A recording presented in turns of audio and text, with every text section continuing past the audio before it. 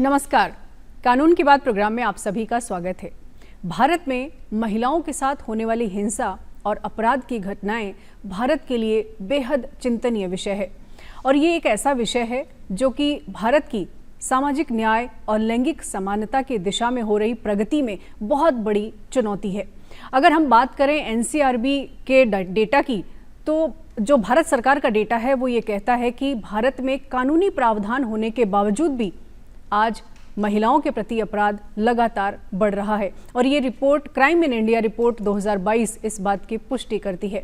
हम बात करें तो इस समस्या को अगर हम पहचानने की कोशिश करें तो जड़ों की गहराई में हम देखते हैं कि पितृसत्तात्मक मानदंड, आर्थिक असमानता, लैंगिक भेदभाव और अनेकों ऐसी कुप्रथाएं हैं और ये सब मिलकर ही भारत में महिलाओं के लिए असुरक्षा का वातावरण पैदा करते हैं।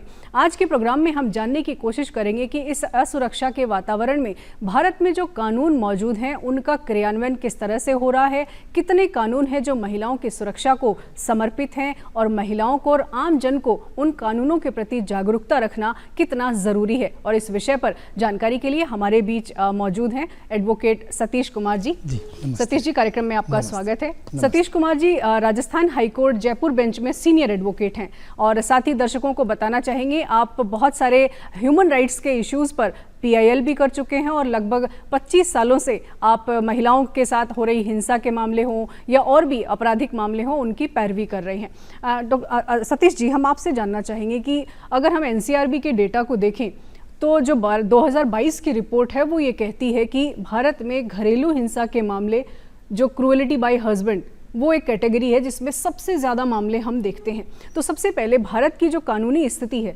उस पर हम बात करें तो क्या समस्या आप देखते हैं कि इतने अपराध, इतनी हिंसा महिलाओं के साथ हो रही है, वो भी तब जब भारत में अनेकों कानून महिलाओं की सुरक्षा के लिए मौजूद हैं? आपसे जानना चाहेंगे। जी बिल्कुल, पहले तो बहुत बहुत धन्यवाद। और बिल्कुल सही कहा आपने कि यदि आप NCRB भारत सरकार का आंकड़ा उठा के देखेंगे तो महिलाओं के ऊपर अत्याचार हैं और हिंसा के केस हैं वो साल दर साल लगातार बढ़ते जा रहे हैं।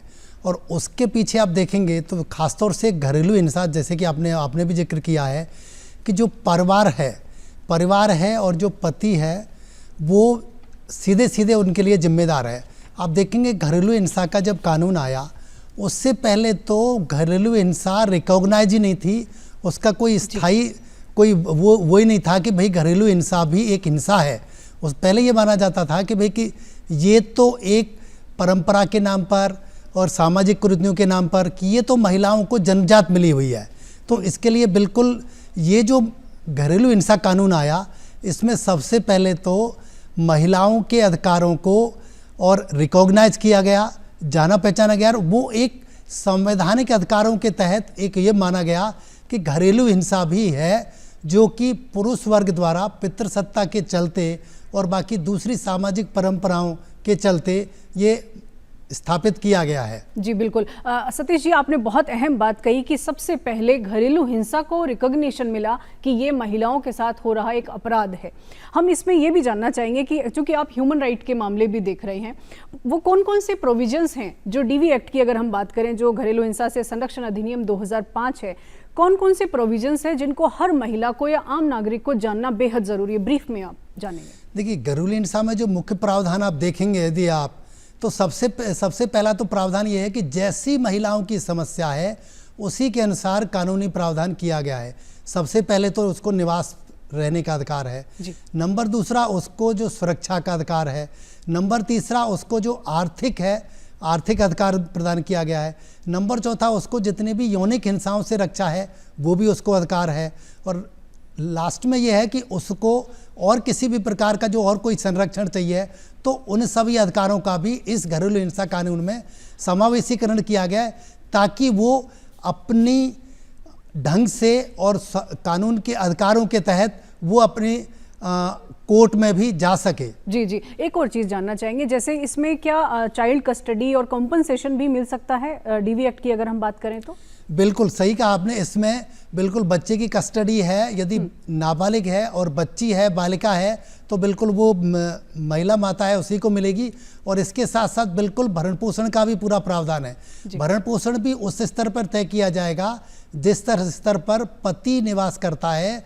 पति का जो स्टैंडर्ड है, पति का स्तर है, उसी स्तर की सुविधाएं और बाकी दूसरे मेंटेनेंस महिला को प्रदान किया जाएगा मजिस्ट्रेट के द्वारा। जी सतीश जी, बहुत ही अहम जानकारी आप देख रहे हैं। हम देख रहे हैं कि भारत में एक ऐसा कानून, जिस कानून में घरेलू हिंसा को रिकॉग्नाइज किया गया, और दूसरा क्रांतिकारी कदम ये कि महिला को घर में रहने का हक मिला। ये बहुत ही अहम कानून की आप बात कर रहे हैं। हम दर्शकों को कुछ एक डेटा बताना चाहेंगे। एनसीआरबी भारत सरकार के डेटा हैं जो कि महिलाओं के साथ हो रहे अपराध की स्थिति को बयां करते हैं, और आपकी भी जानकारी के लिए, ताकि हम आगे के कानूनों पर चर्चा कर सकें। तो दर्शकों के लिए मैं यहाँ बताना चाहूंगी कि क्राइम अगेंस्ट वुमेन की एक रिपोर्ट, यानी क्राइम इन इंडिया रिपोर्ट 2022, जो कि एनसीआरबी का डेटा है, इसके अकॉर्डिंग पूरे इंडिया में 4,45,000 क्राइम रिकॉर्ड हुए हैं महिलाओं के खिलाफ। और ये परसेंटेज अगर हम देखें तो 2021 से ये परसेंटेज बढ़कर 4% ये डेटा बढ़ गया है। और इसके भी अलावा अगर 31.4% मामले ऐसे हैं जो हस्बैंड और उसके रिलेटिव्स के द्वारा किए गए हैं, 19.2% मामले ऐसे हैं जो कि अपहरण के हैं, और सबसे अहम इसमें 18.7 जो है वो assault on women with intent to outrage her modesty. ये ऐसे मामले हैं जो महिलाओं के साथ हो रहे हैं। और सबसे अहम बात यह है कि महिलाओं के साथ हो रहे मामलों में उत्तर प्रदेश सबसे ज़्यादा है और हमारा राजस्थान तीसरे नंबर पर आता है। सतीश जी, मैं आपसे जानना चाहूँगी, ये जो डेटा है ये अपने आप में बयां करता है कि लगभग सभी राज्यों में महिलाओं के साथ हो रहे अपराध अभी भी जारी हैं।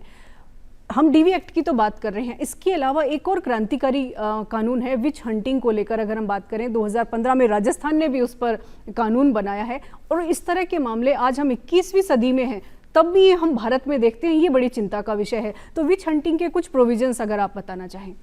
जी देखिए, विच हंटिंग का जो कानून है ये वर्ष 2015 में लाया गया, और ये जो सामाजिक संस्थाएं हैं उनकी लड़ाई का परिणाम है कि जो भीलवाड़ा से शुरू हुआ, और भीलवाड़ा के बाद एक PIL फायर हुई माननीय हाईकोर्ट के समक्ष, और उसके बाद वहाँ पे कुछ डाटा और रिसर्च और वो सब लाए गए, और उसके बाद विच हंटिंग जो राजस्थान विच हंटिंग प्रतिषेध अधिनियम 2015 लाया गया। और इसके तहत देखेंगे तो ये सीधा साधा महिलाओं का जो संपत्ति से बेदखल करना और एकल महिलाओं के ऊपर ज़्यादा प्रहार करना और उसको अधिकारों से वंचित करने का इसमें प्रावधान है। इसमें आप देखेंगे तो सीधा साधा उसकी सबसे पहले तो जो झाड़ फूंक करना है, जो भूपा हैं वो झाड़ फूंक करें तो वो भी इसमें मनाही है। कुप्रथाएं जो समाज में मौजूद जी बिल्कुल, समाज की जो कुप्रथाएं, क्योंकि आज भी राजस्थान में और विच हंटिंग के केस आ रहे हैं बराबर, क्योंकि ये जो आपका भीलवाड़ा जो क्षेत्र है, अजमेर जो क्षेत्र है, और ये जो 5-6 जिले हैं यहाँ पे तो बहुत ज़्यादा है, क्योंकि भूपा हैं आज भी सामाजिक कुरीति, आडंबर और उनके नाम पर विच हंटिंग का प्रचार प्रसार करते हैं। जबकि प्रचार प्रसार भी बात है, यहाँ तक की है कि कानून में सामूहिक जुर्माने का भी प्रावधान किया गया है कि यदि कोई भूपा या फिर दूसरा ऐसा कोई प्रचार प्रसार करता है और विच हंटिंग का कह के करता है तो महिलाओं को वो पुलिस में जाके और रिपोर्ट दर्ज करा सकते हैं, जो कि संज्ञेय अपराध है वो। जी जी जी, ये बहुत ही अहम जानकारी आपने दी है सतीश जी। एक चीज़ और मैं जानना चाहूँगी यहाँ पर कि इस तरह के जो अपराध हैं वो स्पेसिफिक स्टेट्स में हो रहे हैं और राजस्थान भी उनमें से है। हम एक तरफ तो लैंगिक समानता की बात कर रहे हैं जो कि SDGs में हमारे इंक्लूड है, 5 जो हमारे सोशल सस्टेनेबल डेवलपमेंट गोल्स हैं उनको हम अचीव करना चाह रहे हैं और 2030 तक ऐसा माना जा रहा है कि ये गोल हम अचीव कर लेंगे। और एक तरफ इस तरह की स्थितियां समाज में जो कि बेहद चिंतनीय है। और NCRB का ये डेटा कह रहा है कि जो प्रति लाख अगर हम दर देखें तो 66,000 मामले ऐसे हैं जो कि दर्ज हो रहे हैं।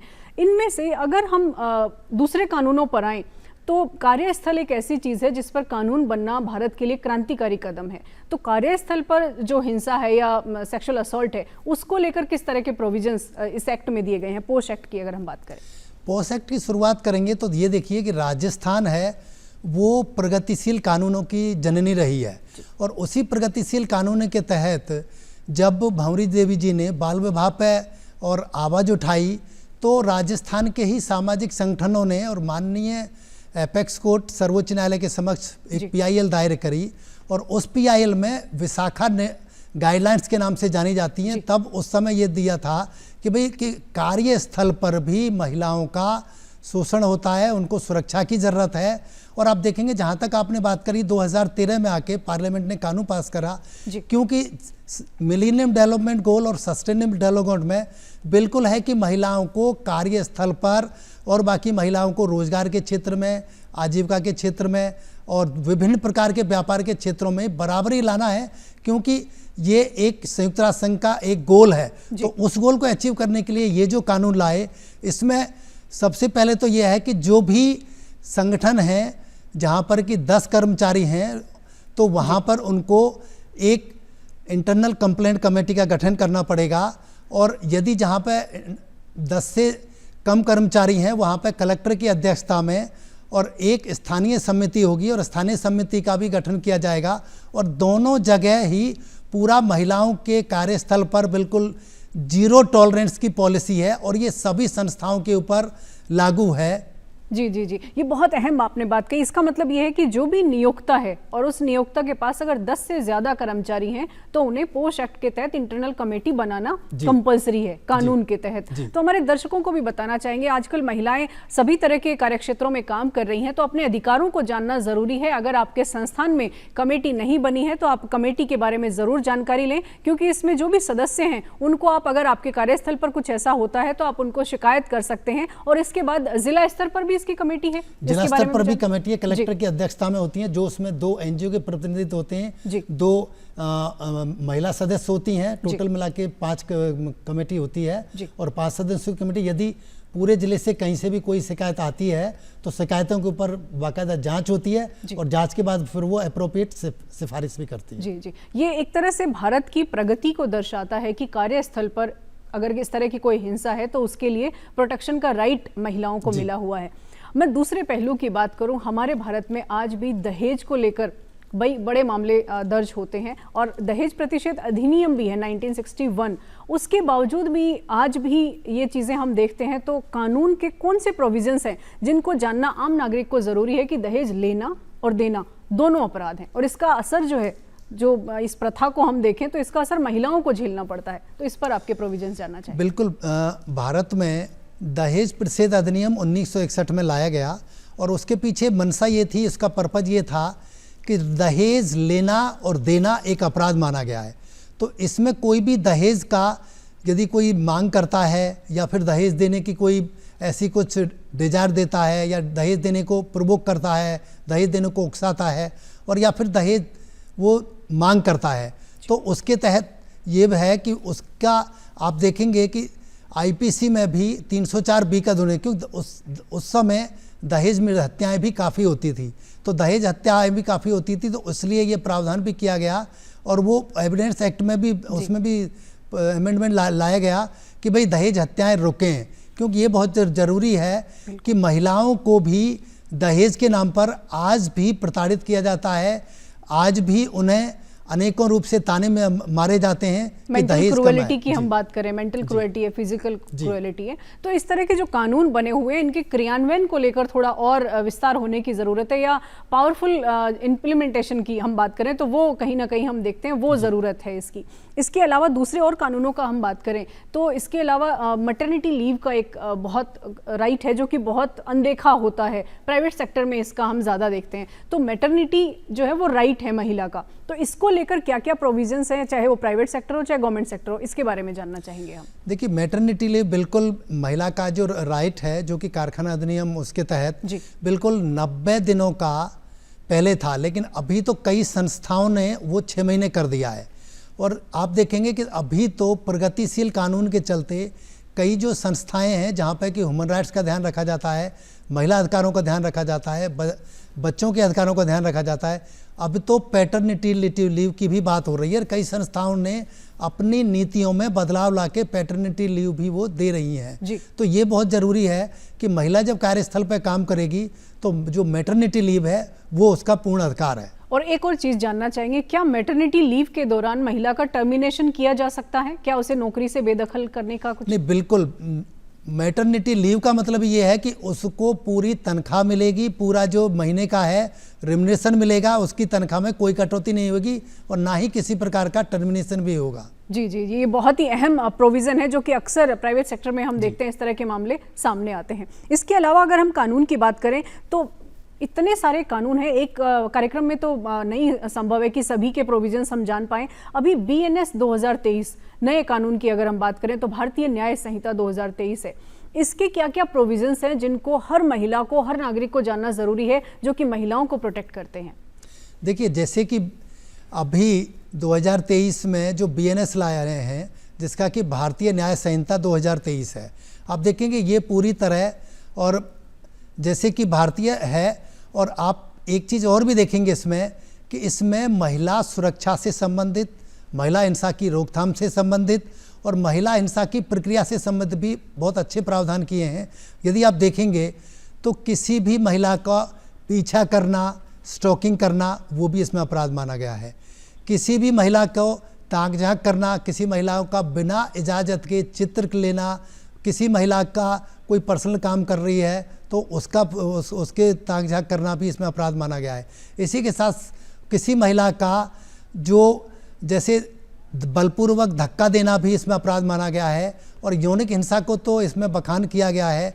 अब इसमें एक प्रावधान और भी किया गया है कि अभी जो शादी के नाम पर किसी भी प्रकार से कोई उस पर प्रलोभन देकर, नौकरी का प्रलोभन देकर, प्रमोशन का प्रलोभन देकर और बाकी उसके साथ सेक्सुअल एक्सप्लॉयटेशन होता है कि मैं आपसे विवाह कर लूँगा, तो भी वो BSNL के तहत अपराध गठित हुआ है। जी जी, इसको सतीश जी हम इसको ऐसे समझ लें कि जो IPC में जो कुछ प्रोविजंस थे उन प्रोविजंस को BNS में भी कहीं ना कहीं शामिल किया गया है। जी बिल्कुल, जो IPC के प्रावधान थे, जो महिला प्रोटेक्ट प्रावधान थे, वो समूचे प्रावधान इसमें शामिल कर लिए गए हैं। जी, इसके अलावा आपने जैसे पीछा करना, असॉल्ट करना, ये सारे आपने जिक्र किया। साइबर क्राइम को अगर हम देखें तो आजकल महिलाओं के साथ साइबर स्कैम है या साइबर क्राइम बहुत ज़्यादा देखने में आ रहा है और NCRB का डेटा भी कहता है कि साइबर क्राइम भी इंक्रीज हुआ है भारत में, क्योंकि भारत डिजिटल क्रांति के दौर से गुजर रहा है। ऐसे में महिलाओं को साइबर क्राइम से प्रोटेक्ट करने के लिए कुछ अगर साइबर लॉज की अगर आप कुछ प्रोविजंस बता पाएं।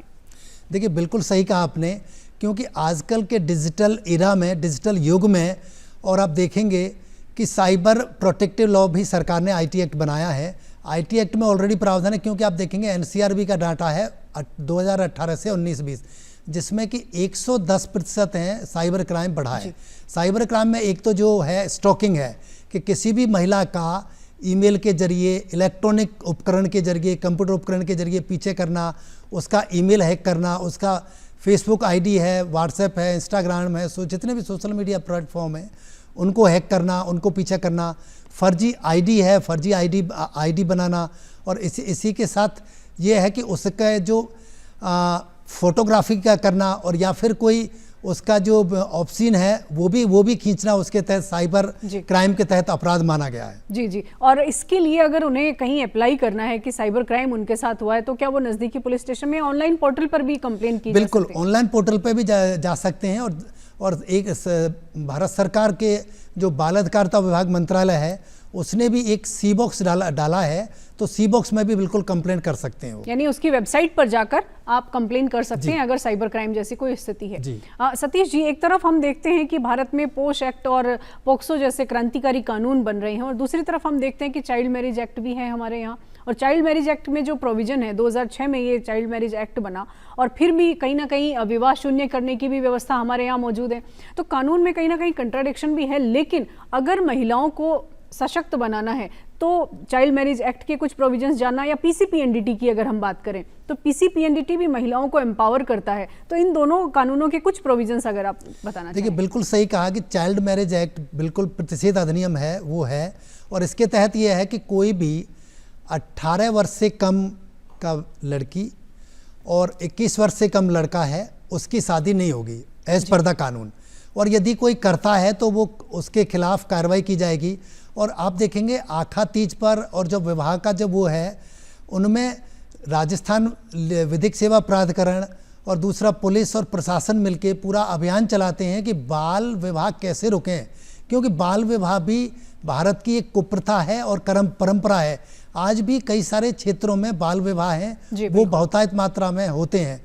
एक तो ये, एक दूसरा ये है कि जैसे कि आपने PCPND का जिक्र किया, उसके तहत ये है कि बिल्कुल ये महिला की अपनी मर्जी है कि वो भ्रूण की जांच कराए या नहीं कराए, बिल्कुल कोई ज़बरदस्ती नहीं। और कोई फिर भी जांच कराता है तो आप देखेंगे PCPND के तहत बिल्कुल यदि उसको आवश्यकता है, डॉक्टर रिकमेंड करे तभी उसकी जांच वो करा पाते हैं, अदरवाइज तो वो अपराध माना गया है। जी जी बिल्कुल। इसका मतलब दो चीज़ें मुझे समझ में आई हैं। एक तो ये कि चाइल्ड मैरिज एक्ट में सज़ा का प्रावधान है, जो भी चाइल्ड मैरिज कर रहा है चाहे वो माता पिता ही क्यों ना हो, और उस शादी में सम्मिलित सभी लोग, उनके खिलाफ एक्शन हो सकता है। और दूसरा PCPNDT में भी जो भी गर्भ की जाँच करवा रहा है, चाहे वो खुद माँ ही क्यों ना हो, अगर वो भी उसकी सहमति देती है तो वो भी उसमें दोषी है।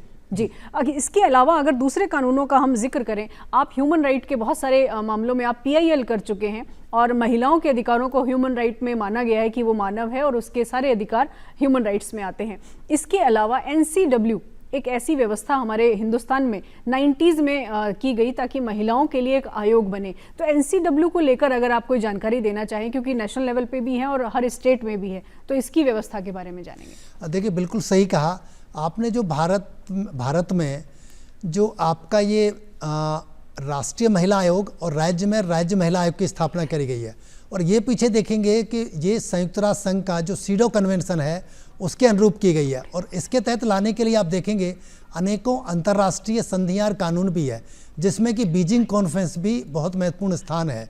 आप देखेंगे कि जो महिला आयोग है, महिला आयोग को जितनी भी महिलाओं से हिंसा के मुद्दे हैं, जितनी भी महिलाओं की समस्या हैं, जितनी भी महिलाओं के दूसरे प्रकरण हैं, उन सभी प्रकरणों को उनको सुनवाई करने का अधिकार है। बिल्कुल उसको जो अपराधी है उसको सम्मन जारी करने का अधिकार है, और उसको बराबर अपना एफिडेविट पे वो गवाही भी पेश कर सकती है। और बाद में महिला अधिकार घटना स्थल पर भी जाकर फिजिकल मौका मुआयना करके पीड़ितों के बयान लेके वो पुलिस को, प्रशासन को और सरकार को सिफारिश पेश करती हैं ताकि महिला अधिकारों की सुरक्षा की जा सके।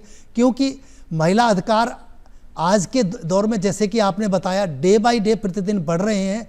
अतः आज के कॉन्टेक्स्ट में महिला अधिकार के लिए सुरक्षित करने के लिए राज्य महिला आयोग और राष्ट्रीय महिला आयोग का अहम योगदान है। जी जी जी। इसके अलावा अगर हम दूसरे कानूनों का जिक्र करें तो दो चीज़ें हम देखते हैं कि कानूनी प्रावधान भी हैं, इम्प्लीमेंटेशन एजेंसी भी है, और राष्ट्रीय महिला आयोग उनमें से एक है कि अगर कोई ऐसी समस्या है तो महिलाएं वहां तक जा सकती हैं। इसके अलावा अगर हम कानून के लिए कोई प्रोसीडिंग की अगर हम बात करें तो वो कौन कौन से स्टेप्स होंगे जहां पर महिलाएं सबसे पहले संपर्क करें, कोई हेल्पिंग एजेंसी है, या फिर वो कहां शिकायत करें? पुलिस स्टेशन का तो हम सुनते ही हैं, तो क्योंकि कानून बहुत सारे हैं लेकिन क्रियान्वयन के लिए एक कदम महिला को उठाना पड़ेगा, तो वो स्टेप्स कौन कौन से होंगे? देखिए, एक तो सबसे पहले तो अभी जो हेल्पलाइन है, महिला को कहीं पे भी जाने की ज़रूरत नहीं है। जो भी पीड़ित बहन है वो सब 181 पे शिकायत कर सकते हैं राजस्थान में। इसी के साथ साथ अभी आप देखेंगे जो पूरा immediate response, emergency response helpline है, जो कि जिसका 112 नंबर है, वहाँ पे भी शिकायत कर सकते हैं। इसी के साथ साथ आप देखेंगे C-Box है, जो कि भारत सरकार के बाल विकास मंत्रालय द्वारा शिकायत की गई है, तो वहाँ पे भी घर बैठे ही डिजिटल रूप से C-Box में भी शिकायत कर सकते हैं। इसी के साथ किसी भी महिला को यदि कोई विधिक सेवा की ज़रूरत है तो वो 151500 यानी कि 15,100 पर विधिक सहायता ले सकती है, जो कि नालसा है। नालसा ने पूरे इंडिया में 15 और 100 करके हेल्पलाइन दे रखी है, तो वहाँ पे भी जा सकते हैं। इसी के साथ साथ राजस्थान में प्रत्येक जिले में महिला सलाह एवं सुरक्षा केंद्र भी बने हुए हैं। वहाँ पर भी जाके वो अपनी शिकायत हैं वहाँ पर लिखवा सकती हैं। और इसी के साथ साथ प्रत्येक राज्य में वन स्टॉप क्राइसिस सेंटर भी बने हैं, तो वहाँ पे भी जा सकती हैं। इसी के साथ साथ एक और है कि महिला अधिकारों पर काम करने के लिए, मानवाधिकारों पर काम करने के लिए अनेकों जो गैर सरकारी संगठन हैं उनके पास भी जाके वो अपनी शिकायतें दर्ज करा सकती हैं। जी, बहुत अहम जानकारी सतीश जी आपने दी है। हम दर्शकों को रिमाइंड कराना चाहेंगे कि कुछ हेल्पलाइंस आप टीवी पर स्क्रॉल भी होंगी, तो वो हेल्पलाइंस आप नोट करके रख लें, क्योंकि ये जितनी भी हेल्पलाइंस हैं अगर आप इन्हें नोट करके रखते हैं तो कभी भी न सिर्फ ये आपकी मदद करेंगी बल्कि आपके अपनों की भी मदद कर सकते हैं। मैं ये सारी हेल्पलाइंस आपको बता देती हूँ, आप नोट कर सकते हैं और टीवी स्क्रीन पर भी स्क्रॉल होंगी। सबसे पहले पुलिस कंट्रोल रूम 100 नंबर आप डायल कर सकते हैं और 112 नंबर भी अगर आप चाहें तो वो भी डायल कर सकते हैं। दोनों में ही पुलिस आपकी मदद करेगी। यातायात पुलिस के नंबर हैं 1095 और महिला और वरिष्ठ नागरिक और गरिमा हेल्पलाइन के लिए नंबर है 1090। इसके अलावा चाइल्ड हेल्पलाइन के लिए है 1098 और बहुत सारे और भी नंबर हैं, जिनमें से सबसे अहम है टेली मानस हेल्पलाइन नंबर, और ये नंबर है 180089144416, यानी इसको आप टोल फ्री 14416 भी आप डायल कर सकते हैं। और ये टेली मानस हेल्पलाइन भारत सरकार की हेल्पलाइन है। अगर कोई मानसिक स्वास्थ्य से संबंधित ऐसी कोई समस्या है जिसके लिए आपको मदद नहीं मिल रही है तो आप यहाँ पर नंबर डायल कर सकते हैं। साइबर क्राइम के लिए हेल्पलाइन नंबर है 1930 पर आप साइबर क्राइम से जुड़ी कोई भी हेल्प ले सकते हैं। और सबसे अहम है, जैसा कि सतीश जी ने बताया, राष्ट्रीय विधिक सेवा प्राधिकरण की जो हेल्पलाइन है उसका नंबर है 15100। इस नंबर को आप डायल करके कानूनी सहायता ले सकते हैं। कानून की कोई भी अगर समस्या आ रही है तो आप इनसे परामर्श ले सकते हैं। इसके अलावा न्याय बंधु ऐप, जो कि विधि एवं न्याय मंत्रालय भारत सरकार का एक ऐप है, इस ऐप को आप अपने मोबाइल में डाउनलोड करके भी तमाम जानकारियां जो हैं कानून से जुड़ी हुई वो आप ले सकते हैं। सतीश जी, ये तो हुई हेल्पलाइन की बात। अगर हम फ्री लीगल एड की बात करें तो हमारे संविधान का जो आर्टिकल 39A है वो फ्री लीगल एड की बात करता है और समान न्याय की भी बात हम करते हैं 38 में। तो फ्री लीगल एड के लिए अगर महिला को अप्रोच करना है तो वो कहाँ अप्रोच करें? देखिए, फ्री लीगल एड का बिल्कुल सही है कि जो जिला विधिक सेवा प्राधिकरण है, ताल्लुक विधिक सेवा प्राधिकरण है, राज्य विधिक सेवा प्राधिकरण है और सुप्रीम कोर्ट के स्तर पर नेशनल विधिक सेवा प्राधिकरण है, वहाँ पर भी कोई भी महिला जाके एक सिंपल फॉर्म है, वहाँ जाके उसको जो भी केस करना है, चाहे वो घरेलू से संबंधित है, चाहे वो ज़मीन से संबंधित है, चाहे कोई जायदाद से संबंधित है, चाहे वो संपत्ति से संबंधित है, चाहे वो किसी हिंसा से संबंधित है, तो उसको निःशुल्क वकील है वो उपलब्ध कराया जाएगा, जिसके माध्यम से कि वो कोर्ट में अपनी कानूनी लड़ाई लड़ सकती है। जी जी, बहुत ही अहम जानकारी आपने दी। सतीश जी, कार्यक्रम का समय समाप्त हो रहा है। सबसे बड़ी जिम्मेदारी एक आम नागरिक की अगर हम देखें, क्योंकि महिलाओं को सुरक्षा का वातावरण देना हम सबकी साझी जिम्मेदारी है, तो आप क्या रोल समझते हैं? एक जो आम नागरिक है उनका क्या रोल है, और खासकर फैमिलीज़ का, क्योंकि डिस्क्रिमिनेशन हम फैमिलीज़ में भी देखते हैं। तो आपका एक मैसेज बतौर लॉयर हम लेना चाहेंगे कि आप किस तरह की चुनौतियां फेस करते हैं और क्या क्या चीज़ें हो सकती हैं कानूनों के इम्प्लीमेंटेशन को लेकर और जागरूकता को लेकर। मुझे लगता है कि सबसे पहले तो एक हमें जो महिलाओं के प्रति संवेदनशील तो होना पड़ेगा, और महिलाओं को संवेदनशील होने के साथ साथ उनको भी अधिकार देना पड़ेगा, चाहे वो संपत्ति का अधिकार हो, चाहे वो बोलने का अधिकार हो, चाहे उनका स्वतंत्रता का अधिकार हो, क्योंकि ये सब जब घर से ही महिलाओं के अधिकार रिकॉग्निशन होंगे तभी जाके वो समाज में भी उनके अधिकार रिकॉग्निशन होंगे।